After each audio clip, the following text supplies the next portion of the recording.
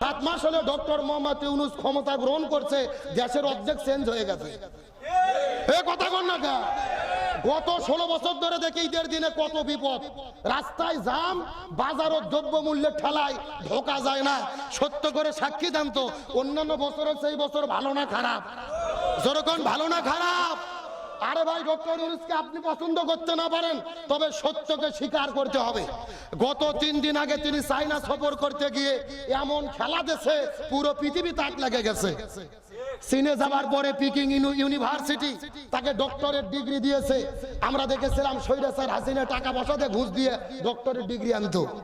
আর doctor Yunus এমন জিনিস, যেখানে যায় তারাই তাকে ডক্টরেট দেয়, ডিগ্রি দিয়ে দেয়। আমরা তো জানতাম ডক্টর ইউনূস হলো আমেরিকার দালাল, ইউরোপের দালাল। আর গত 2 দিন আগে দেখলাম চায়না দেশের হাইনান প্রদেশের গভর্নরের তিনি উপদেষ্টা ছিল। আল্লাহু আকবার বলবেন না? তার মানে বোঝা যায় উনি শুধু আমেরিকান না, উনি শুধু ইউরোপের না, উনি শুধু চায়নার না, উনি হলেন বিশ্ব লিডার। কিন্তু আমরা তাকে মূল্যায়ন করতে পারিনি, তার দামও দিতে পারিনি। ভালো করে বোঝেন, 4 দিনের সফর করেছেন। চায়না 210 লক্ষ মিলিয়ন ডলার বাংলাদেশে দেওয়ার প্রতিশ্রুতি দিয়েছেন। 15,000 কোটি টাকা ব্যয়ে বাংলাদেশে বিশ্বায়ন মানের মেডিকেল প্রতিষ্ঠা হবে। আর ভারতে যাওয়া লাগবে না টাকা খরচ করে, ভারতের চিকিৎসা বাংলাদেশে হবে। আলহামদুলিল্লাহ বলবেন না? 12,000 কোটি টাকা দিয়ে জাহাজ ক্রয় করেছে, তামাম পৃথিবীতে ব্যবসা বাণিজ্য হবে। 10,000 কোটি টাকা দিয়ে তিস্তা ব্যারেজ প্রকল্প হাত দিচ্ছে, উত্তরবঙ্গের মানুষের দুঃখ ঘোষিত হবে। 30টি কোম্পানি 100 কোটি ডলার ঘোষণা করেছে। বাংলাদেশে আপনার বিশ্বায়ন মানের অর্থনৈতিক অঞ্চল গড়া হবে। এইরকম ভাবে যদি 2, 4, 5 বছর চলে বাংলাদেশটা মালয়েশিয়া, সিঙ্গাপুর হবে, এতে কোনো সন্দেহ নাই ইনশাআল্লাহ। বলেন, আমাদের তো সমস্যা ভাই, ভালো মানুষের দাম আমরা বুঝি না, কেমনে তাকে তারাম যায়, আমরা এই ধান্দাতে আছি। কথা কন না কা? আমার মনে বলে আগামী 5 বছর ইউনূস সাহেবের যদি আমরা ক্ষমতায় রাখতে পারি, বাংলাদেশ মালয়েশিয়া, সিঙ্গাপুরের মতো উন্নতি হবে, এতে কোনো সন্দেহ। তবে আমি বাংলাদেশের সব রাজনৈতিক দলকে বলবো, আগামী নির্বাচনে জামাত বিএনপি যেই ক্ষমতার যাক, তাদেরকে অনুরোধ করব, ডক্টর ইউনূসকে দয়া করে তাড়ায়া দেবেন না, একে প্রয়োজনে রাষ্ট্রপতি করে রেখে দেন। এ দেশে থাকলেই আমাদের উপকার। তার কারণ তিনি একমাত্র গ্লোবাল সেলিব্রিটি। বাংলাদেশের মধ্যে এমন গ্লোবাল সেলিব্রিটি নেই।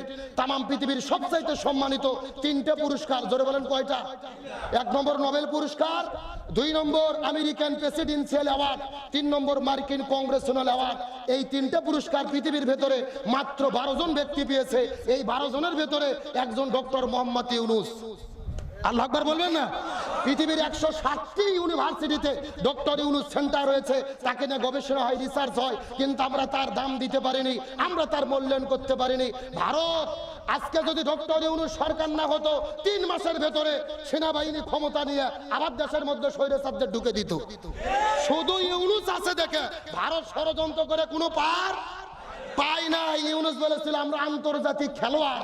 ও কয় নম্বর খেলোয়াড় বুঝে দিয়েছে। যেই র বাংলাদেশে ষড়যন্ত্র করেছে, আমেরিকা রকে নিষিদ্ধ করে দিচ্ছে। সময় এসেছে ওই রকে বাংলাদেশেও নিষিদ্ধ করতে হবে।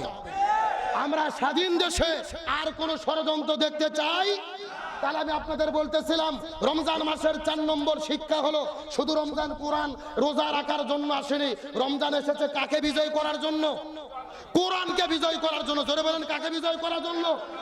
আর ওই কোরআন যদি বাংলাদেশে বিজয় হয়, শান্তি দেবে কে? এই যে আমরা আলেম ওলামা একটু ডক্টর ইউনূসকে নিয়ে কথা বলি, তো অনেক আবার বলে হুজুর সুদখোরের পক্ষে কথা বলতেছেন, মানে ডক্টর ইউনূস সুদ খায় আর হাসিনা মধু খেত। কথা কন না কেন? বাংলাদেশের অর্থনীতি তো চলে সুদ দিয়ে। আজকে যদি জামাত ক্ষমতায় যায়, তারা এইভাবে সুদ দিয়ে চালাবে। কারণ সুদ বাংলাদেশে তখন বন্ধ হবে যখন কোরআন বাংলাদেশের পার্লামেন্টে কায়েম হবে, সুদ নিষিদ্ধ হবে, যাকাত ভিত্তিক অর্থনীতি কায়েম হবে। আর এটা পাস না করে ইউনূসও যা, জামাতের আমিরও তা, তারেক জিয়াও তা, হাসিনাও তা। সুতরাং এগুলো ভুলভাল বুঝে কোনো লাভ। তাহলে আসেন চিৎকার করে বলেন, কোরআন যদি বিজয় হয় শান্তি দেবে কে? আরো জোরে বলেন। তাহলে রমজানের শিক্ষা কোরআনকে বিজয় করা, এটার একটা দৃষ্টান্ত দিয়ে সামনের দিকে চলে যাব।